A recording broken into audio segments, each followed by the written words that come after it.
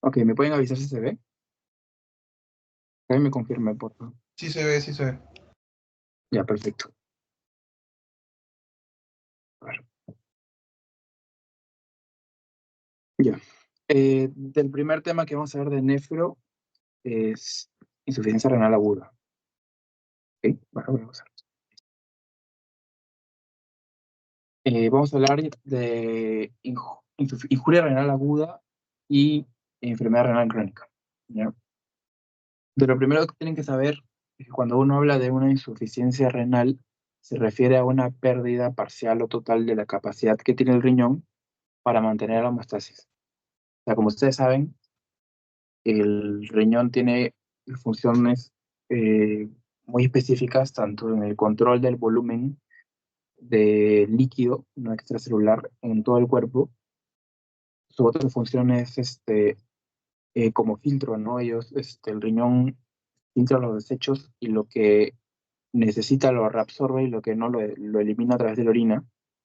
También otra función importante es el equilibrio ácido-base y de electrolitos. Y también otra función es, por ejemplo, la de producción de glóbulos rojos, porque al nivel del riñón se produce la eritropoyetina, ¿no? Entonces, cuando hablas de insuficiencia renal, es porque el riñón no tiene capacidad tanto de mantener el volumen de líquido circulante en el cuerpo y tampoco no tiene la capacidad de mantener un equilibrio entre los solutos que se encuentran en el líquido, ¿no? De electrolitos y también en el equilibrio, bueno, ácido-base, ¿no? Entonces, cuando hablas de insuficiencia renal, lo divides por tiempo, ¿no? Tiempo de evolución agudo y crónico. En agudo, la instalación de eh, una injuria renal aguda es en un periodo de horas a días y uno para determinarlo usa la creatinina. La creatinina es el principal biomarcador para el diagnóstico de insuficiencia, ¿no? Entonces, en una injuria renal aguda, tomas en cuenta la creatinina y el volumen urinario. Pueden ser cualquiera de los tres, ¿no? Con los que se encuentran acá. Puede ser una creatinina mayor o igual a 0,3 miligramos por decilitro en 48 horas. Puede ser una creatinina mayor o igual a 1,5 veces el nivel basal en 7 días, ¿no? Y el último es el volumen urinario que tiene que estar a menos de 0,5 mililitros por minuto durante al menos 6 horas, ¿no? Esos valores son fijos, en las clasificaciones, o sea, sí o sí se los tienen que memorizar. Probablemente les pregunten también. Y, y bueno, es para más o menos tener la idea si uno está enfrentando una injuria renal aguda, ¿no? Y cuando hablamos de crónica o cómo lo podemos comparar, la crónica tiene una instalación más larga, obviamente, es cuando puede haber dos cosas. Puede haber un daño renal que se haya producido en un periodo de más de 3 meses y puede tener anormalidades, tanto estructurales como funcionales. Y la condición aquí es que puede haber daño renal con o sin filtración, disminución de la filtración glomerular. Y la otra condición es al contrario, o sea, puede haber una disminución de la filtración glomerular, que en este caso el valor sería menos de 60 mililitros por kilogramo de peso en una superficie de 1,73, ¿no? O sea, es como para especificar bien. Y la condición es que puede estar o no el daño renal, ¿no? O sea, es como que uno u otro. Puedes determinarlo tanto con las alteraciones estructurales o funcionales, o también lo puedes determinar con la disminución de la filtración glomerular en un periodo de 3 meses. Eso sí, fijo el tiempo, ¿no? 3 meses. Entonces, eh, uno para determinar también la tasa de filtración glomerular, se pueden usar varias cosas, ¿no? Principalmente se puede usar la depuración de creatinina en 24 horas, aunque actualmente ya no se usa mucho, no, porque no hay mejores formas de determinarla. También está la fórmula de Cockcroft-Gault, ¿no? Que es la de acá, en donde determina el aclaramiento de la creatinina, ¿no? Que sería básicamente 140 menos la edad por el peso entre 72 por la creatinina, y si es mujer se le multiplica por 0,85. Esto raramente no creo que les pregunten, pero más o menos tenganlo en cuenta cómo es la fórmula, ¿no? Y en todo caso les sirve cuando están, por ejemplo, en lugares donde no pueden medirla, por ejemplo, con una calculadora y tal. Entonces, es una forma muy práctica de saber, ¿no? Y luego, antes de empezar con injuria renal aguda, eh, también hablaremos un poco de síndrome urémico, ¿no? Que este es característico de la enfermedad renal crónica en etapas avanzadas, los signos y síntomas específicos de la enfermedad renal crónica. Eso se debe por una acumulación de desechos nitrogenados que producen una disfunción orgánica y tienen manifestaciones como liguria, aumento excesivo de creatinina y urea, acidosis metabólica y un montón de cosas más, que vamos a ver más adelante. Entonces, el primero es la insuficiencia renal aguda, que bueno, le han cambiado el término también, ahora se le conoce como injuria renal aguda, ¿no? Porque es un poco más exacto hablarlo así. Su definición es un descenso brusco y sostenido de la tasa de filtración glomerular, no en un periodo corto de tiempo, como dije, puede ser en horas o días. Esto lo que produce son dos cosas: aumento de los productos nitrogenados, como había dicho, ¿no? Que se le conoce como azoemia, y la otra es que el riñón tiene la incapacidad de mantener el volumen y la composición del líquido extracelular, ¿no? De lo principal de la injuria renal aguda, o sea, lo primero que tienen que ver es lo de la epidemiología, porque probablemente también les pregunten esto, o sea, si es que las preguntas son muy rebuscadas. Del 5 a 10% de los pacientes que están hospitalizados pueden desarrollar injuria renal aguda. Los que tienen sepsis moderada son 19%, severa 23%, y cuando tienes shock séptico, pues casi la mitad tienen como que probabilidad de desarrollar injuria. Como pueden ver, en injuria renal aguda, el 95% de personas que tienen injuria renal aguda o sea, es totalmente reversible, ¿no? Puede como que tratarse y curarse. A diferencia de la enfermedad renal crónica, que no es curable, solamente se controla. Y solamente en el 5% de las personas es irreversible, ¿no? Eso depende mucho de la causa que haya provocado la injuria. Y en los ancianos es 16%, y esto se debe a que con la edad, ¿no? Como por el envejecimiento, hay una especie de glomerulosclerosis, y bueno, eso no se revierte de ninguna forma, y también puede, pues, al provocar una injuria renal aguda, la persona puede, pues, quedar, ¿no? Con secuelas de por vida.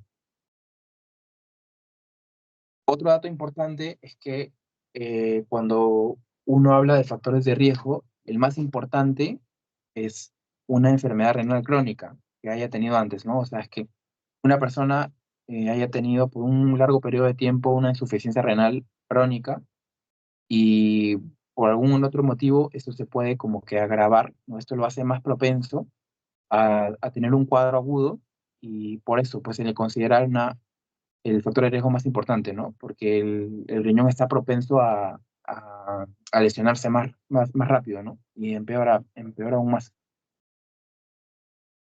Y de las causas más frecuentes está, bueno, en primer lugar, cuando hablas como que de una injuria renal adquirida en la comunidad, se puede decir que la principal es cualquier causa prerrenal, ¿no? Que vamos a ver ahora. Y cuando se habla de pacientes hospitalizados, es la intrínseca, y especialmente es la necrosis tubular aguda, en un 47% más o menos, ¿no? Que también vamos a explicar un poco de la clasificación, de la etiología, ¿no? También hay una clasificación para estadiarlo, ¿no? Como por etapas de la injuria, ¿no? Y en este caso toman en cuenta dos cosas: la tasa de filtración glomerular, que es la de acá, y también el gasto urinario, ¿no? Y de acuerdo a cuánto incremento de creatinina tiene o cuánto volumen de gasto urinario tenga, o sea, disminuya, uno lo puede clasificar en un estadio 1, 2 o 3, ¿no? Esto creo que recién lo han agregado porque no lo habían mencionado anteriormente en los otros ciclos. También ténganlo en cuenta, ¿no? No es muy complicado, o sea, por ejemplo, es casi igual que en la parte de la definición, ¿no? Que es esto de acá, ¿no? De la creatinina mayor a 0,3, creatinina 1,5 veces a lo basal y tal, pero aquí cambia con el tiempo, ¿no? Acá menciona que en el estadio 1 es 1.5 veces mayor a la basal, en la 2 es 2 veces más, y en el estadio 3 es de 3 a 4 veces más, ¿no? Y el volumen urinario, pues de 0.5 en 6 horas, de 0.5 en 12, y en 0.3 a menos en 24 horas, o presencia de anuria, ¿no? O sea, es lo que, cómo se divide esto, este cuadro. Entonces, cuando hablamos de la clasificación de las causas renal aguda, un momentito, el micrófono. Ya, cuando hablamos de la clasificación de las causas de injuria renal aguda, lo divides en tres eh, partes, ¿no? Una injuria prerrenal, una injuria intrínseca y una injuria posrenal. Es básicamente esta imagen de acá, ¿no? Prerrenal, todo lo que venga antes del riñón, que normalmente está asociado a causas que disminuyan la perfusión del riñón, la que disminuye el flujo sanguíneo, ¿no? Todo el flujo sanguíneo que llega al riñón disminuye y por lo tanto producen injuria. Cuando hablamos de injuria intrínseca, cualquier problema que se encuentre dentro del riñón, ¿no? Aquí también hay varias, ¿no? Pueden haber afectación al glomérulo, a los túbulos, puede haber afectación a los vasos sanguíneos o al propio intersticio, ¿no? Y la última es la posrenal. La principal característica es de que suele ser obstructivo, ¿no? Una obstrucción a nivel de los uréteres, a nivel de la vejiga, puede, bueno, se atora acá, por ejemplo, un cálculo, un coágulo, y el reflujo que está detrás de ese coágulo o de ese trombo o cálculo, aumenta, ¿no? Aumenta la presión detrás y luego, por lo tanto, va a producir hidronefrosis, ¿no? Aumento de la presión a nivel intraluminal del riñón, ¿no? Entonces, de la prerrenal, las causas puede ser hipovolemia, hipotensión, disminución del volumen circulante, puede haber estenosis o puede haber fármacos que produzcan este tipo de patologías, ¿no? Eh, Normalmente se asocian a problemas cardiovasculares, ¿no? Puede haber también problemas de deshidratación. Por ejemplo, pacientes que tienen vómito severo, ¿no? Constante, diarrea severa, que estén muy deshidratados, personas que sean grandes quemados, ¿no? Personas que tengan insuficiencia cardíaca, que hayan sufrido un shock cardiogénico, un infarto agudo de miocardio, todo eso que reduzca el volumen sanguíneo puede provocar una injuria renal, ¿no? Y en la intrínseca normalmente se divide, bueno, de acuerdo a qué estructuras de riñón dañe. De la más frecuente en la injuria renal intrínseca es la necrosis tubular aguda. La necrosis tubular aguda tiene dos causas. Puede ser por isquemia o puede ser por nefrotoxicidad, ¿no? O sea, uno tiene como que la nefrona, no tiene el glomérulo y tiene los túbulos en donde se reabsorben pues, los solutos. Entonces, a nivel de los túbulos, como son zonas irrigadas, bien irrigadas y que son muy susceptibles a la isquemia, ahí es donde se suele producir la necrosis tubular aguda y por eso es muy frecuente.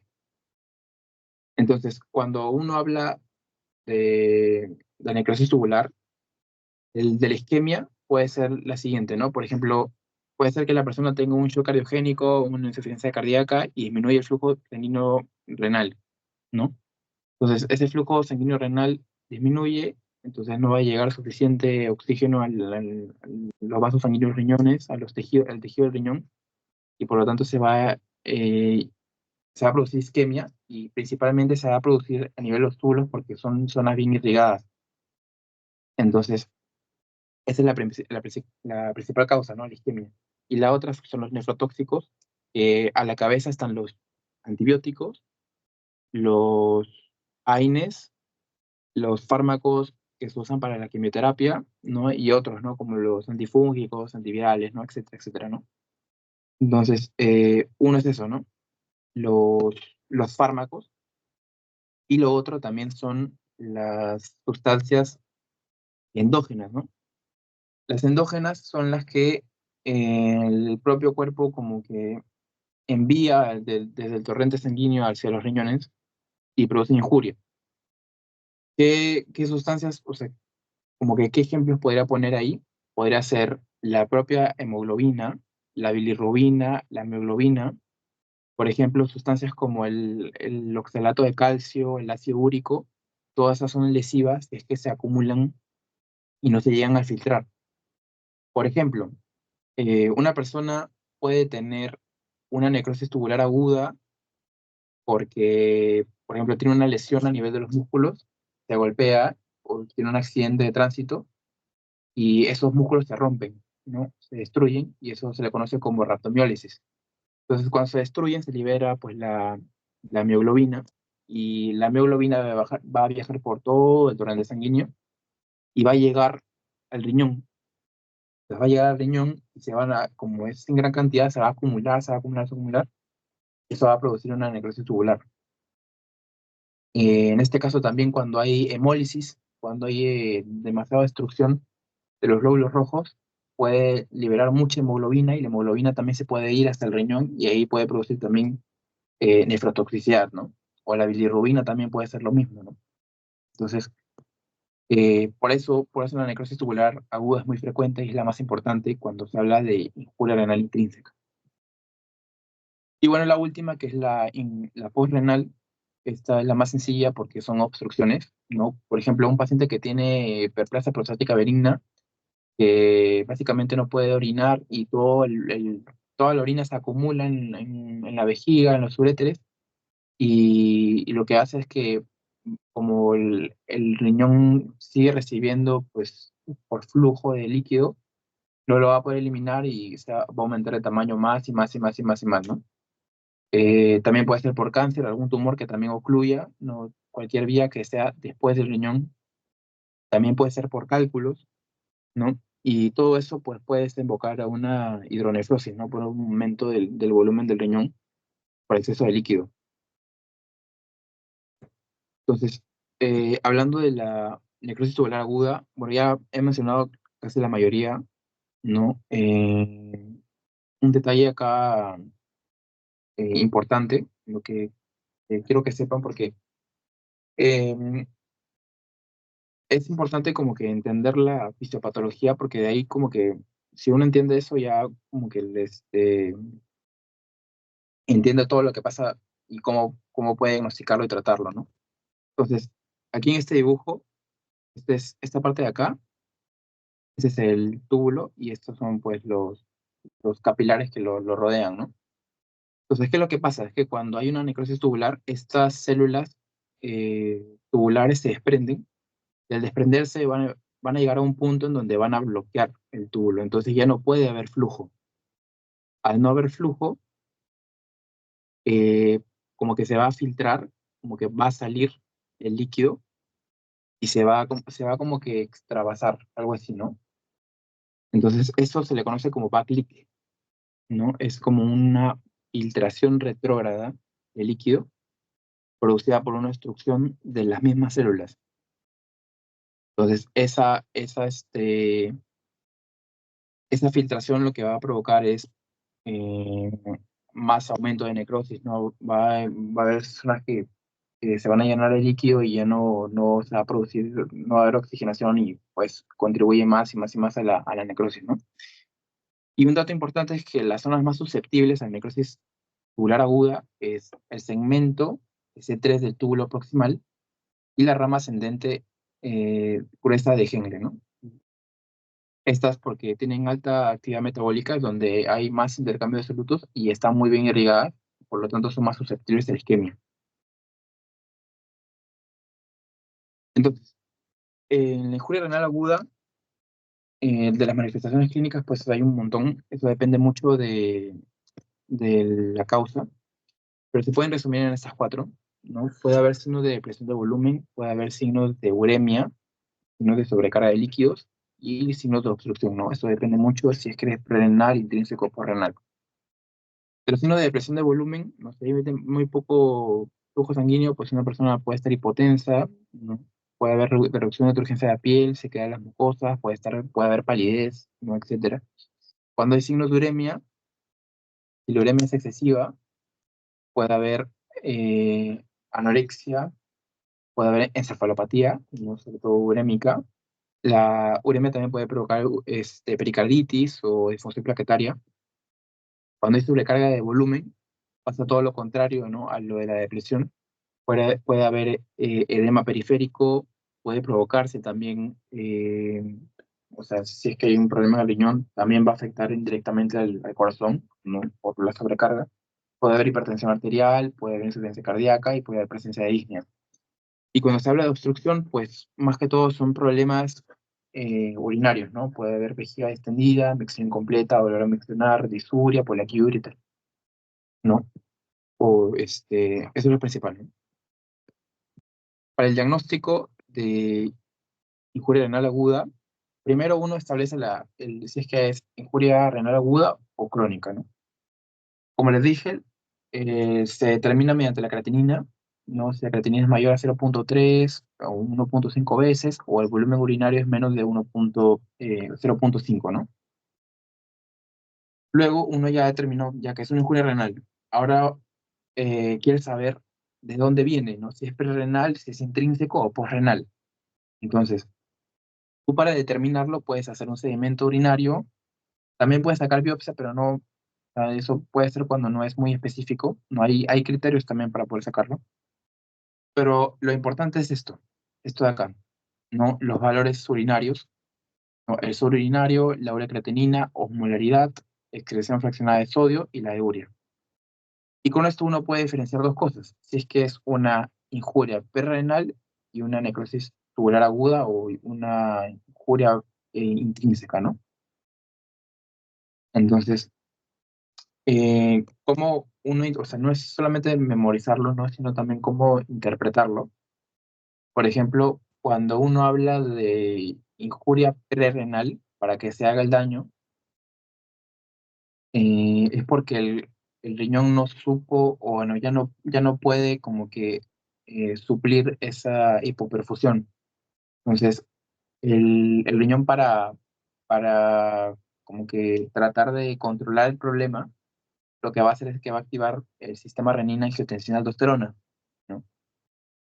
Entonces, el sistema renina-angiotensina-aldosterona lo que va a hacer es tres cosas.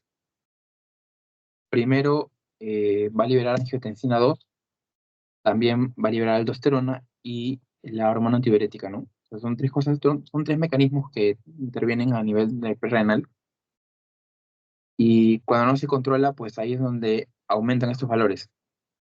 Por ejemplo, la angiotensina 2 lo que hace es de que aumenta la reabsorción de solutos para evitar la pérdida, ¿no? Pues aumenta la reabsorción de urea, de creatinina, de sodio, de potasio, de bicarbonato. Entonces, por eso, por la angiotensina 2, uno va a ver aumento de la creatinina y de la osmolaridad. No va a haber más concentración de solutos. Y también otra cosa que interviene es la aldosterona, que la aldosterona lo que va a hacer es que va a tratar de reabsorber el sodio, ¿no? Para retener más líquido y que no disminuya la perfusión.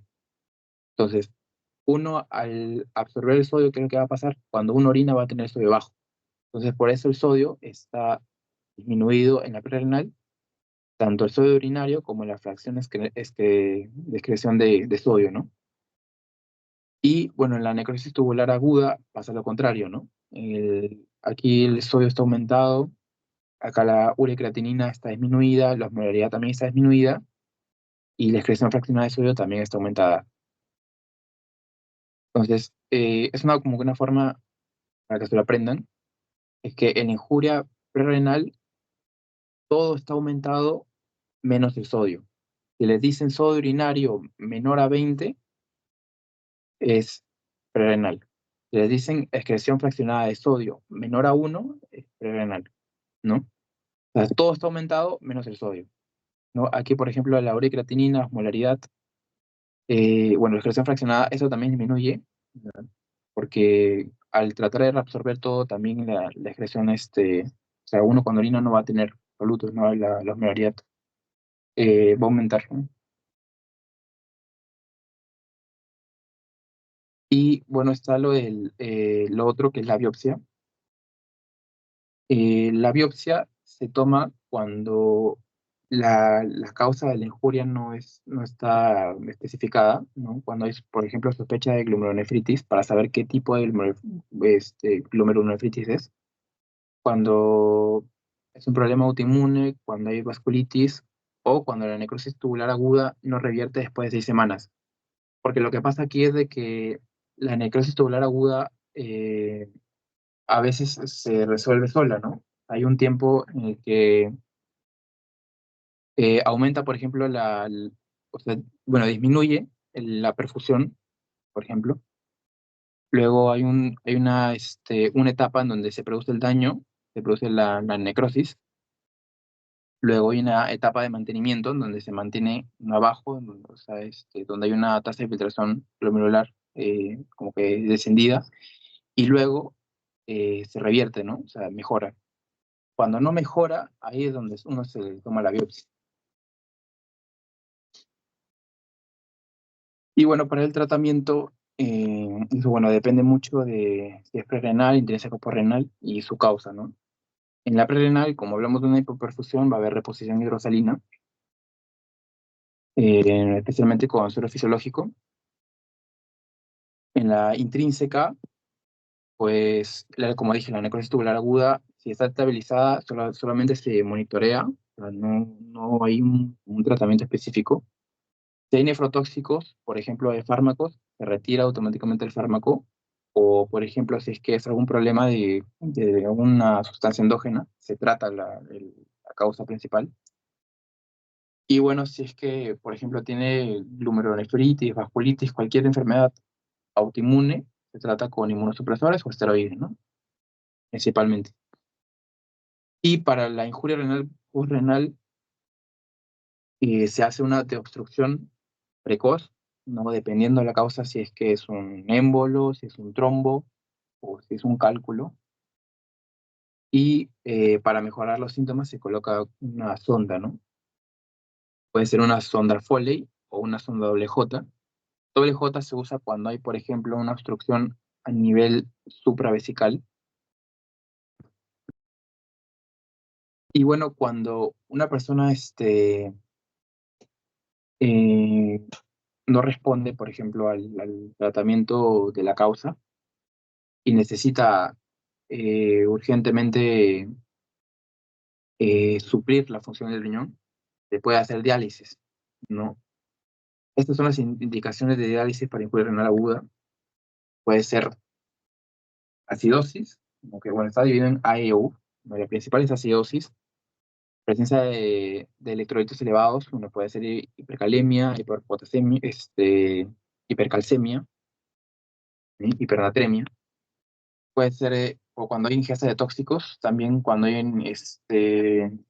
una toxicidad por alcohol, por drogas, por salicilatos, también se le puede dar diálisis. Cuando hay sobrecarga de volumen y no ha respondido al tratamiento, y cuando hay uremia, ¿no? Cuando hay manifestaciones de una encefalopatía, pericarditis, convulsiones o cualquier otro problema, y la urea está extremadamente elevada, ¿no? Como cada que es mayor a 200 miligramos por decilitro, eh, se le hace diálisis, ¿no?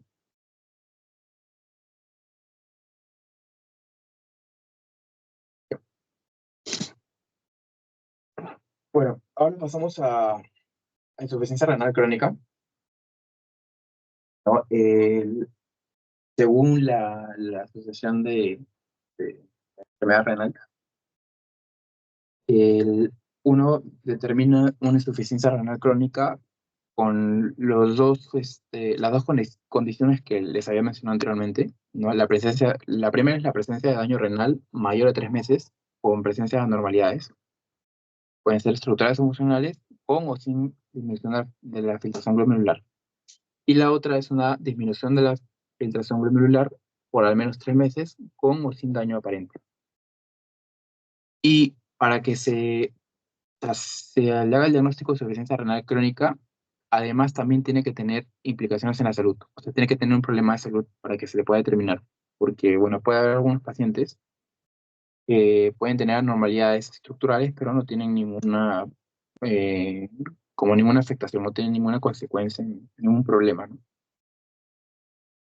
De la etiología de la insuficiencia renal, la principal, sobre todo en Perú, es la diabetes, ¿no? Y bueno, en general, ¿no? A nivel global, la diabetes es la principal causa. La segunda causa es la hipertensión. Y bueno, ya el resto puede ser cualquiera otra, ¿no? Secundaria, puede ser la glomerulonefritis, cálculos, nefritis, neoplasias, etcétera, ¿no? Y también hay un pequeño grupo de personas que puede tener una enfermedad renal crónica idiopática, ¿no? Sin causa identificada. Lo más importante de enfermedad renal crónica, la clasificación de CADIGO del 2012, esta de acá, que toma en cuenta dos cosas: el filtrado glomerular, acá, y la albuminuria. Con eso uno puede estudiar al paciente y puede saber cómo está su función renal eh, a lo largo del tiempo. Entonces, el filtrado glomerular se divide en 6 estadios, ¿no? Que es el G1, G2, G3A, G3B, G5, G4 y G5. Y en la albuminuria se divide en tres, que puede ser A1, A2 y A3. Esta tablita se la tienen que aprender, se la tienen que memorizar. Probablemente les tomen, por ejemplo, un pequeño caso clínico que les diga, tiene tanto de filtrado glomerular, tiene tanto de albúmina, en qué estadio se encuentra, o cuáles son las pautas que uno debería seguir de acuerdo a qué categoría está. Y bueno, por esa razón se la tienen que aprender, ¿no? Que bueno, no es de todo complicado, ¿no? Por ejemplo, en la albúmina, toma en cuenta A1, A2, A3. A1 menos de 30, A2 de 30 a 300 y A3 mayor a 300. Y en el filtrado glomerular, pues va descendiendo eh, que de 10 en 10, de 15 a 20 más o menos. No, este es un poquito más complicado de memorizar. Y bueno, de acuerdo a cuánto tenga de filtrado glomerular y cuánto tenga de albuminuria, puede estratificarlo, ¿no? Si tiene riesgo bajo, riesgo intermedio, riesgo alto y riesgo muy alto. Esto también determina mucho la mortalidad, porque en pacientes que tengan riesgo alto, muy alto, tienen una tasa de mortalidad más alta y por lo tanto requieren atención más inmediata. Cuando una persona está en estos dos cuadros de acá, ¿no? En G1, G2, en A1 de albuminuria, estos suelen tener riesgo bajo, y para que uno le haga como que diagnóstico de enfermedad renal crónica, tiene que tener marcadores propios de la enfermedad renal, ¿no? Que ahora les vamos a ver. De las manifestaciones clínicas que una persona puede tener en una enfermedad renal crónica también son muy diversas, depende mucho del estadio en que se encuentre y de la causa, ¿no? Normalmente las personas con insuficiencia renal crónica suelen ser asintomáticas hasta que llegan a ciertos estadios, ¿no? A estos últimos estadios.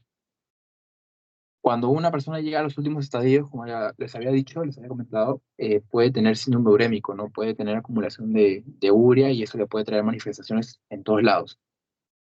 Puede haber síntomas constitucionales, como por ejemplo fatiga, debilidad y cefalea.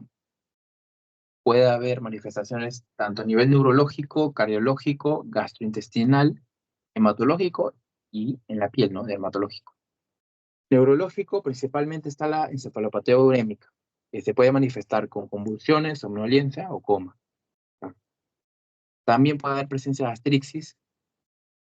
En el cardiológico, principalmente puede haber una pericarditis.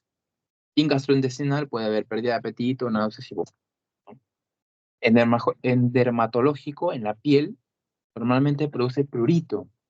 Y también hay otra cosa que produce, que es como una especie, también la urea, como que cuando hay demasiada urea en el cuerpo, la suele eliminar a través del sudor y cuando se seca se forma como una escarcha. Entonces se le conoce como escarcha urémica, ¿no? Por ahí sí, les interesa ver. Y también puede producir cambios de color en la piel. Y en el hematológico, pues, la urea, al ser lesiva, puede producir anemia, ¿no? Pues son glóbulos rojos, puede producir disfunción leucocitaria y también puede aumentar el riesgo de sangrado. No, eso es en el síndrome urémico. También puede haber, con la propia enfermedad renal crónica, puede haber una retención de sodio y agua. Eso puede tener manifestaciones a nivel cardiológico, por ejemplo, como hipertensión o insuficiencia cardíaca, y también puede haber presencia de edema, ¿no? Edema periférico, también edema agudo de pulmón, si es que no se controla la enfermedad renal crónica. Entonces, para el diagnóstico de enfermedad renal crónica, primero uno determina la tasa de filtración glomerular y la albúmina, ¿no? Como he dicho, para estadiarlo. Para, no, cuando uno determina la tasa de filtración glomerular, esto tiene que ser, como dije, menos de 60 mililitros por minuto en una superficie de 1,73.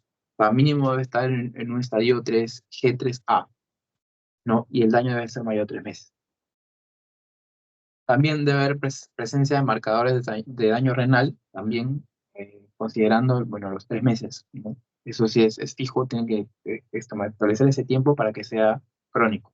Si es menos de 3 meses, es agudo. Tiene que haber presencia de albuminuria, hematuria en algunos casos, puede haber desequilibrio ácido-base y electrolitos, puede haber alguna normalidad en la biopsia, no cualquier enfermedad, eh, por ejemplo, de carácter inmunitario, cualquier imagen anormal. Por ejemplo, ¿cómo uno diferencia una injuria renal aguda de una enfermedad renal crónica? Cuando uno le hace, por ejemplo, un examen de imágenes, una ecografía, y hay una pérdida de la diferenciación corticomedular, ¿no? Cuando hay una pérdida de la diferenciación corticomedular, tú automáticamente ves que es una enfermedad renal crónica, ¿no? En injuria renal aguda no, porque no va a haber cambios. La mayor parte de los pacientes, o sea, que su enfermedad es reversible, ¿no? Y lo de la diferenciación, pues, es por un proceso ya crónico en donde ya no se puede diferenciar entre los cálices, ni en la corteza, ni en la médula, no se ve nada, porque ya pierde función el riñón. Y otro detalle más que también se considera para enfermedad renal crónica es que un paciente tenga antecedentes de trasplante renal, ¿no? Entonces, ¿cómo uno puede medir la tasa de filtración glomerular? Habíamos visto también que se podía medir con la creatinina 24 horas, que ya no se suele, como dije, ya no se puede usar, no se suele usar mucho. También se puede usar con la fórmula de Cockcroft Gold, pero también se puede medir con calculadoras, que es el CKD-EPI, el MDRD y, bueno, la propia fórmula que les había mencionado, ¿no? También se pueden, bueno, si uno no tiene el alcance en la medición de la creatinina por alguna u otra razón, ¿no? O si el paciente no, o sea, bueno, no se le puede medir la creatinina como tal, también se le puede medir la cistatina C, ¿no? Que también te puede ayudar a medir la tasa de filtración glomerular. Y actualmente se prefiere más eso que la creatinina, ¿no? Como que se está tratando de dejar. También están los marcadores séricos, ¿no? En este caso para comparar la creatinina y el nitrógeno ureico en sangre.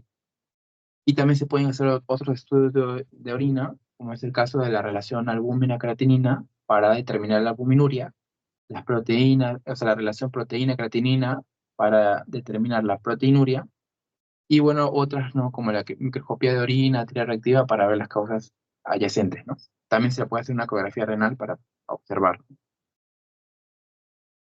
Entonces, para el tratamiento de la enfermedad renal crónica, principalmente es alimentos, la ingesta de líquidos para evitar la deshidratación y que, bueno, el riñón siga cumpliendo su función. Consumo de proteínas, energía, electrolitos, ¿no? Disminuir la cantidad de sodio consumido, controlar la ingesta de potasio, de fósforo. Si es que el paciente ya se encuentra en estadios ya que comprometan mucho la función renal, se le puede hacer una terapia de reemplazo renal, ¿no? Eso lo van a ver más a detalle en la clase. Hay como que dos grupos, no quirúrgico y quirúrgico. No quirúrgico está la hemodiálisis y la diálisis peritoneal. Y la quirúrgico, pues es un trasplante, ¿no? Quitar el riñón, ponerlo.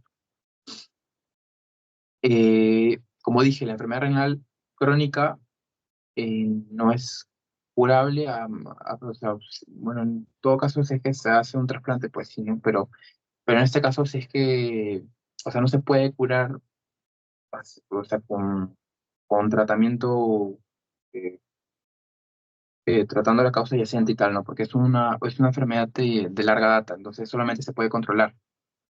Entonces, ¿cómo sabes si es que la persona ya está controlada o no controlada? Con los parámetros, ¿no? O sea, tú mides la tasa de filtración glomerular, mides la relación albúmina-creatinina en orina y mides, bueno, también se puede medir o se considera también esta misma tasa de albúmina-creatinina para pacientes especiales que son diabéticos. Entonces, cuando está controlada es cuando hay una disminución de la tasa de filtración glomerular menor a 4 mililitros por minuto en 1,63 metros en un año. O sea, menos de 4 mililitros en un año. Y cuando no está controlada es lo contrario, es más de 4 mililitros o también puede ser el 30% en 4 meses y que no tenga alguna explicación aparente. Y la otra es la relación albúmina-creatinina en la orina, que para saber si está controlada es menos de 500 y si no está controlada es más de 500. Y en pacientes especiales, que son los diabéticos, debe ser menor a 300 en controlada y mayor a 300 en no controlada, principalmente. Y bueno, creo que eso es lo principal. Si tienen alguna pregunta, me lo hacen saber ahora, ¿no? ¿Les parece si les doy un tiempo de 10 minutos para luego pasar a síndrome nefrítico nefrótico? ¿O quieren terminar alguna vez? A ver si pueden escribir en el chat o activan su micrófono. No, no falta mucho, es corto. O sea, he tratado de hacerlo corto porque la verdad que no se ahonda mucho en... Bueno, el nefrótico es un poquito largo, pero el nefrítico es al toque. A ver, chicos, me avisan. Lo escriben por el chat, a ver si quieren 10 minutos o no. Ya, de una vez, ¿no? Ya, para terminar de una vez. Ya, entonces, pasamos al síndrome nefrítico y nefrótico, que bueno, es una entidad que lo han visto varias veces, tanto en fisiopatología como medicina uno también creo que lo han visto. Entonces, el síndrome nefrótico es una entidad clínica caracterizada por 5 cosas. Principal es la proteinura masiva, que tiene que ser mayor a 3,5 gramos en 24 horas. Pero es fijo, eso es como que lo principal en el nefrótico. También puede haber presencia de hipoalbuminemia, puede haber presencia de edema, puede haber hipercolesterolemia y lipiduria, o lipidemia, ¿no? En general. De la etiología del síndrome nefrótico hay dos, hay formas primarias y secundarias. ¿No? Primarias propias del riñón, secundarias externas, ¿no? Formas primarias está la enfermedad de cambios mínimos en la cabeza, ¿no? Luego está la glomerulosclerosis focal y segmentaria y la nefropatía membranosa. No son, bueno, no he tratado de andar mucho a estas enfermedades porque, bueno, uno que lo han visto en pato y otro que no creo que se los pregunten porque, bueno, no suelen preguntar como que si preguntan de cada uno, se va de largo esto, un montón. Y de las formas secundarias está la nefropatía diabética, amiloide y la lúpica, principalmente. Entonces, ¿qué es lo que pasa con el síndrome nefrótico? Es de que hay una alteración de la barrera de filtración glomerular. Eso es lo que le diferencia del síndrome nefrítico. A ver, un momentito, creo que esto está.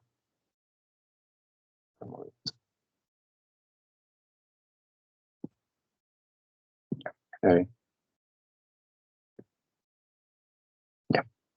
Hay una alteración de la barrera de filtración glomerular, ¿no? Puede ser por diferentes cosas, puede ser por una carga negativa, puede ser por un aumento del tamaño de los poros de la propia membrana, ¿no? Que se encuentra acá, el- la membrana, o puede ser por una presión capilar glomerular aumentada, ¿no? A este nivel. Entonces, ¿qué es lo que pasa? Es de que al ver una alteración de esta barrera de filtración glomerular, o sea, van a como que pasar, van a perderse muchas cosas. principalmente proteínas, por eso la proteinura masiva.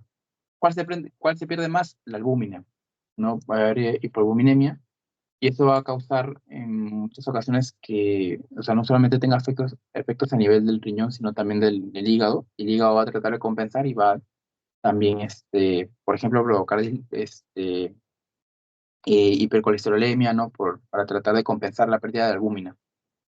También se pueden perder inmunoglobulinas, ¿no? Sobre todo la inmunoglobulina G, que lo que va a producir esto en consecuencia es que las personas sean más propensas a infecciones. También otra cosa que se pierde es la antitrombina 3, que lo que va a provocar es que haya más probabilidad de formación de coágulos, ¿no? A ver, vamos a pasar un poco a manifestaciones. Sí, vamos acá. Cuando se pierde la albúmina, también, ¿qué es lo que va a pasar? Va a haber más riesgo de edema, ¿no? Por eso todas esas manifestaciones se explican por la pérdida de la proteinura, de la proteína, ¿no? Puede haber edema, puede haber estados de hipercoagulabilidad, porque principalmente se pierde la antitrombina 3 y también se puede perder el factor de von Willebrand. Puede haber hiperlipidemia, ¿no? Por causa del hígado que trata de compensar la pérdida de proteínas y infecciones por la pérdida de las inmunoglobulinas. De las complicaciones del síndrome nefrótico puede haber una malnutrición proteica, puede haber una anemia microcítica hipocrómica, puede haber hipocalcemia o hiperparatiroidismo y puede haber bastante tendencia a infecciones, ¿no? Pues, ¿cómo uno determina el síndrome nefrótico? Principalmente con la proteinuria, ¿no?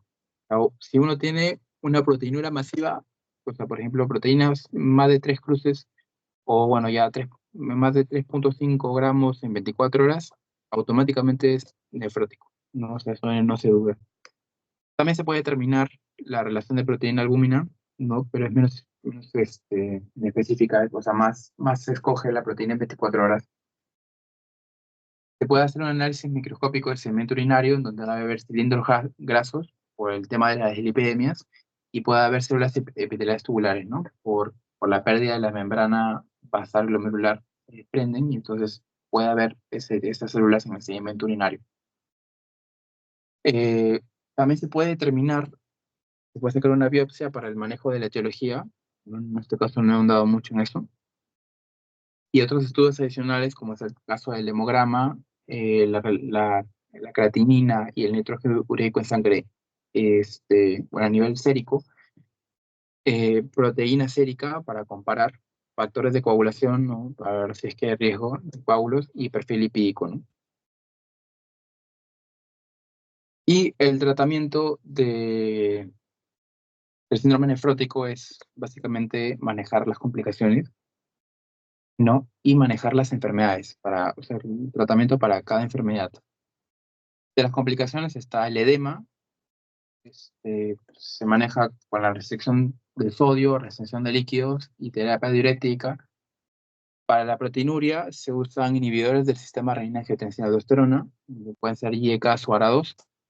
Se puede disminuir la dieta baja, o sea, puede ser una dieta baja en sodio, y también se pueden dar ARMIs, que son antagonistas receptor del mineral corticoide, ¿no? Como es el caso de la espironolactona.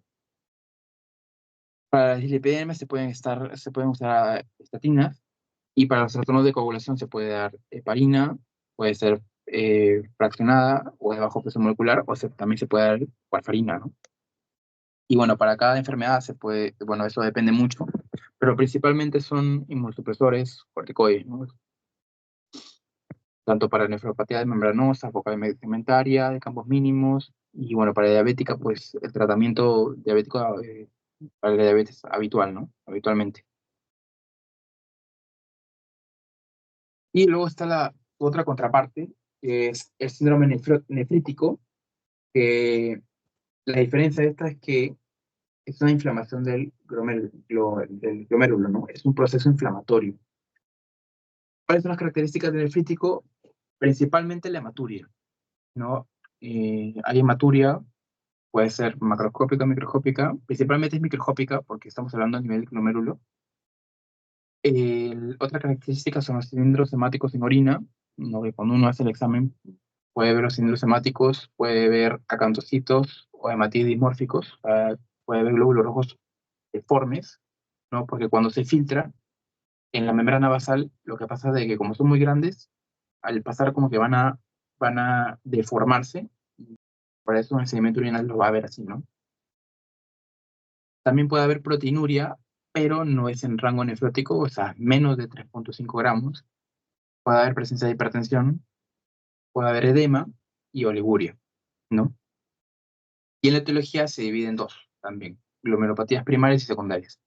Las primarias son la nefropatía por IgA, IgM y glomerulonefritis membranoproliferativa, ¿no? Que esos pueden causar procesos inflamatorios, ¿no? Por liberación de citoquinas y tal.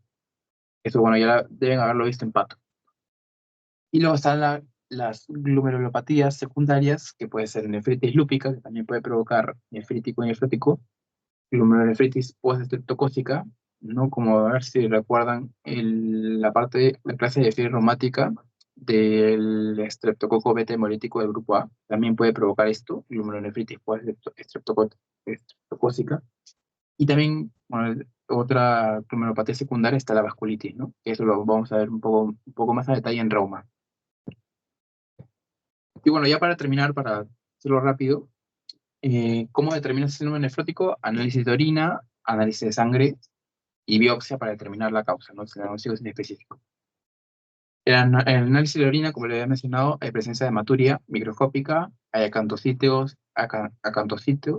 hay cilindros hemáticos, hay proteína no nefrótica y hay piuria, ¿no? En algunos casos. Para el análisis de sangre se puede tomar también la creatinina, la tasa de filtración glomerular, y la presencia de azoemia, ¿no? Productos nitrogenados.